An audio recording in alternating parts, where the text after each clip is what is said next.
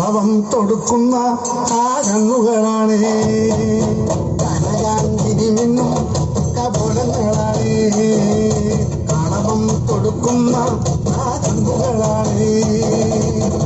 കദംബവനത്തിൽ വസിച്ചിടുന്ന മദന്റെ പുത്രിയ ജഗദംബികെ പുഷ്പാത്രം പുണ്ടലിക കരിമ്പ് തൃക്കൈകളിൽ എണ്ണിടും ആദിമാരേ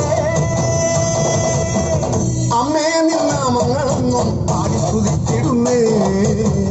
അമ്മേ നിൻ പാദങ്ങൾ പൊഴുകി എന്നും നമിച്ചിടുന്നേ